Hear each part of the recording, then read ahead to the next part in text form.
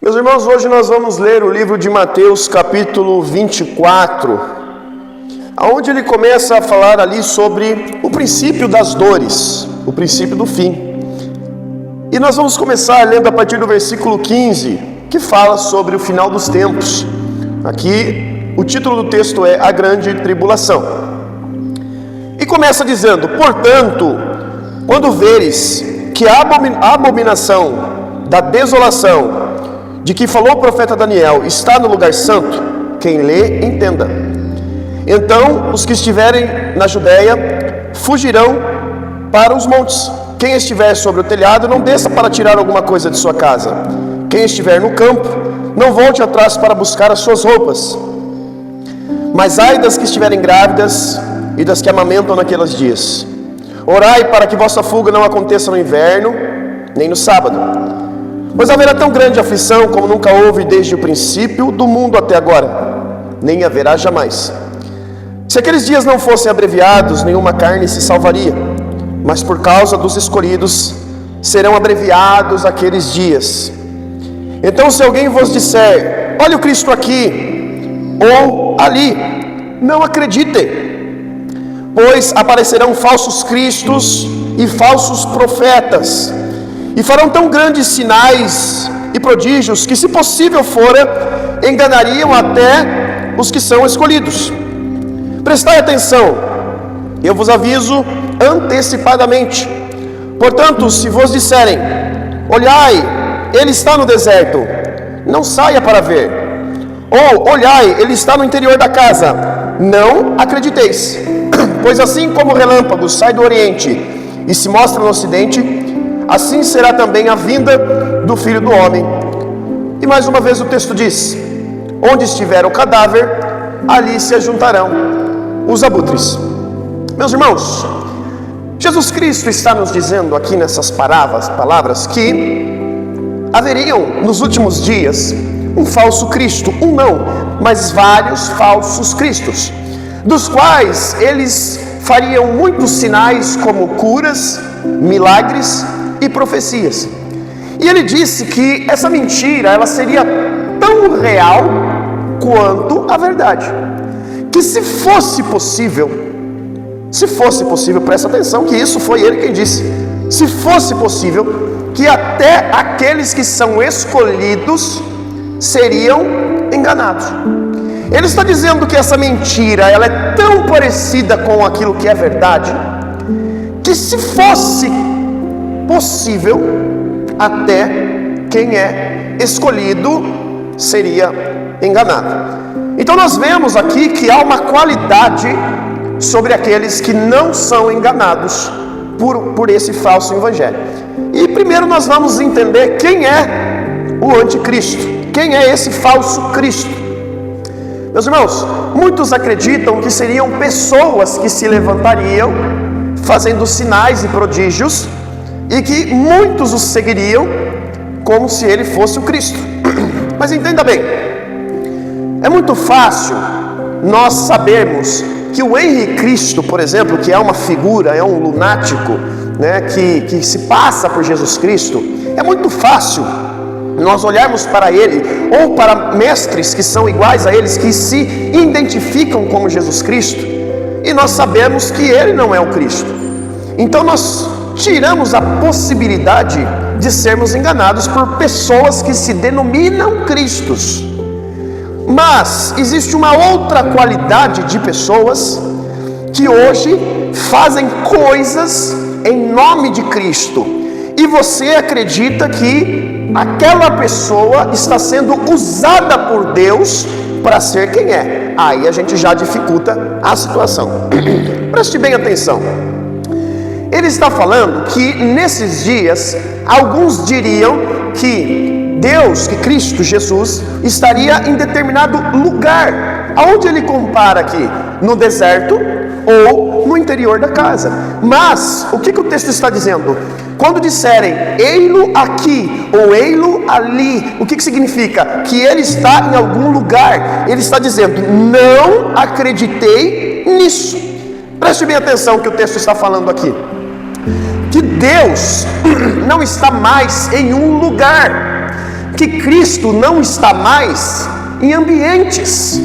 Se Deus é Espírito, Ele está dentro de nós, porque Deus não habita em templos feitos por mãos humanas.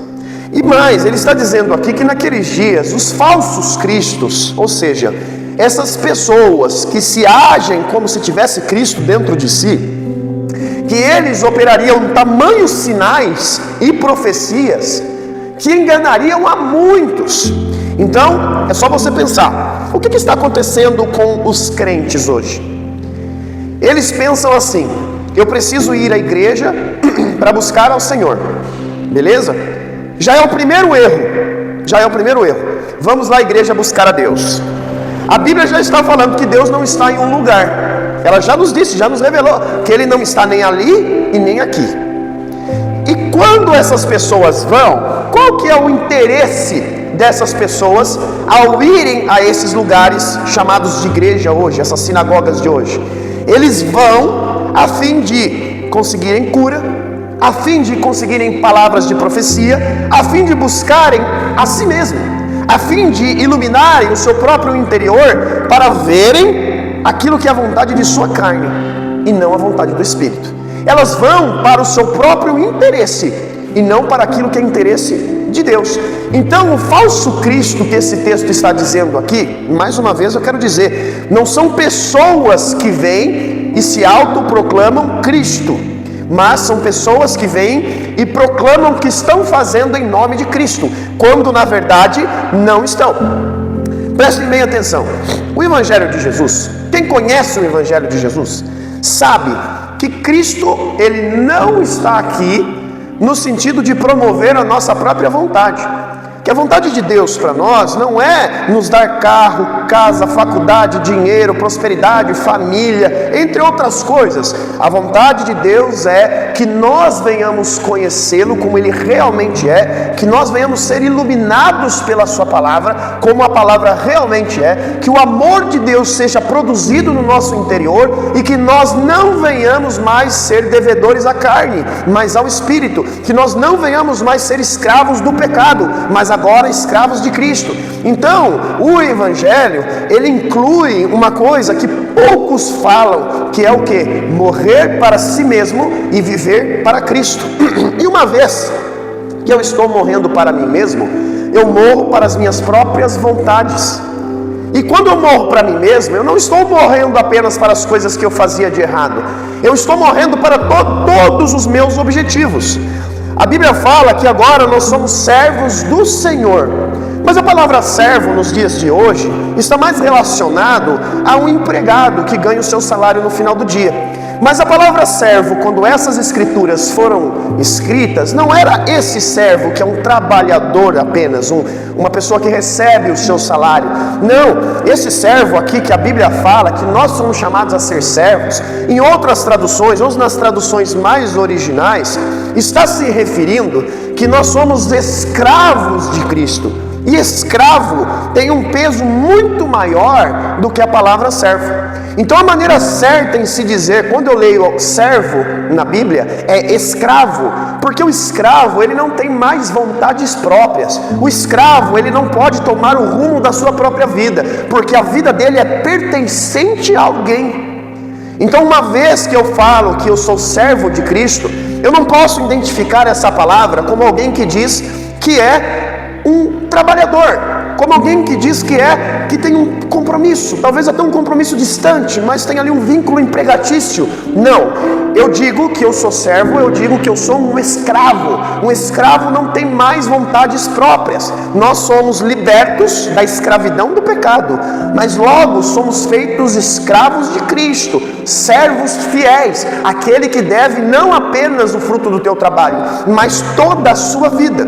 Aqueles que entregam a sua vida a Jesus não têm mais vontades próprias. Portanto, meus irmãos, todo o Evangelho que vem trazer para você chave de vitória, apego material, dinheiro, faculdade, prosperidade, tudo que vem trazer para você aquilo que é desejo da carne, é um evangelho falso. Aquilo que não traz para você desapego material, aquilo que não traz para você frutos que desprendam você do mundo, aquela palavra que não traz para você a espiritualidade necessária para agradar a Deus, é fruto da carne. Nós sabemos que todo aquele que está conectado na videira, que é Cristo, dá os seus frutos. E nós sabemos também que o agricultor, aquele que colhe dos frutos, é Deus. E nós sabemos que a amizade com o mundo é inimizade contra Deus. Portanto, se Cristo realmente está em vós, vocês não mais oferecerão frutos segundo a carne. Vocês não mais olharão para os frutos da carne. Meus irmãos, hoje esses falsos mestres, hoje o espírito do anticristo, são esses coaches que vêm para você em pele de cordeiro, mas na verdade são lobos devoradores a fim de devorar a sua própria carne, a fim de devorar a sua própria vida. Entenda bem, aquele que indica que você deve criar raízes ainda mais fundas nessa terra, aquele que mostra para você que você é digno do seu próprio trabalho, aquele que mostra para você que ao você se esforçar e se dedicar, você vai conseguir mais coisas e faz com que você seja escravo dessa vida, esse é o espírito do anticristo. Hoje não apenas temos os pastores que estão com os olhos fixos nas coisas desse mundo e pregam apenas as coisas que são deste mundo, convertem a Bíblia ao materialismo e te ensinam coisas que gratificam a sua carne, como também nós temos os coaches, que são pessoas que são ensinadas a formar pessoas materialistas. Ou seja, a Bíblia é um livro que nos torna desapegados dessa terra, mas esses falsos cristos, esses falsos mestres, eles estão ensinando que você a cada dia mais precisa ser apegado às coisas dessa terra. Vocês não leram na Bíblia aonde diz que não há como servir a dois senhores? Ou você se dedicará a Deus ou às riquezas? Porque ou você se dedicará a um e desprezará o outro. Entendam bem, vocês oferecem grande parte do seu dia às riquezas. Vocês oferecem grande parte de todo o tempo acordado às riquezas. E quando muitas vezes até perdem noites de sono por causa de riquezas, acreditando que a verdadeira paz está nas coisas. Meus irmãos, a Bíblia é desapego. Jesus disse: a minha paz eu te dou, e eu não te dou como o mundo dá. Portanto, tenha bom ânimo. Entenda bem, nós buscamos paz em nossa vida, e nós acreditamos cegamente que o dinheiro nos traz paz. O dinheiro traz felicidade, traz sim, porque quando você adquire coisas e tem as sensações das coisas que você adquiriu, isso te trará grande felicidade. Mas a paz, a verdadeira paz, a paz ela está relacionada à conformidade. A paz está relacionada à satisfação, a ser completo. A paz apenas Cristo pode te dar. Então o dia que você resolver se desapegar da sua vida, se desapegar ao materialismo, se desapegar ao falso Cristo, você deve se voltar às Escrituras. No dia que você resolver trocar a sua vida pela salvação, você deve se apegar às Escrituras, você deve se entregar a ela. Não adianta você ir às Escrituras a fim de buscar os benefícios próprios, porque o modelo das Escrituras é que você não viva mais para você, mas viva pelo seu próximo. O que as Escrituras dizem é que aquele que realmente tem Cristo não vive mais segundo a sua vontade, mas vive pelo seu próximo. E aí diz: portanto, se vos disserem ele aqui ou ele ali, não saias, ou não olhai, ele está no interior da casa, não acreditem. Pois assim como o relâmpago sai do oriente e se mostra no ocidente, assim também será a vinda do Filho do Homem. E no final termina: aonde estiver o cadáver, aí se ajuntarão os abutres. Meus irmãos, prestem atenção. Eu já preguei isso esses dias atrás, mas eu vou falar novamente. O cadáver é a palavra morta. O cadáver é a pregação mentirosa. É a escritura que não é de Deus. O cadáver é um ensinamento falso. O cadáver é o falso Cristo. O cadáver é esse Cristo que ele está falando aqui no início, o falso Cristo. E aí está dizendo que os abutres se ajuntarão para se alimentar daquilo que está morto. Portanto, não se engane com a quantidade. Não se engane quando você vive o evangelho verdadeiro e todos os outros à sua volta seguem o evangelho mentiroso. Entenda bem, Deus não está falando aqui para pessoas descrentes. Deus não está falando aqui para pessoas que não buscam a Cristo. Ele está dando um conselho, Ele está dando uma direção, Ele está dando aqui uma revelação para aqueles que buscam a Cristo. Então, de maneira nenhuma esse texto está sendo direcionado ao mundo, de maneira nenhuma esse texto está sendo direcionado aos que não são cristãos, porque no contexto aqui está dizendo que eles estariam buscando a Cristo, mas eles estão buscando falsos cristos.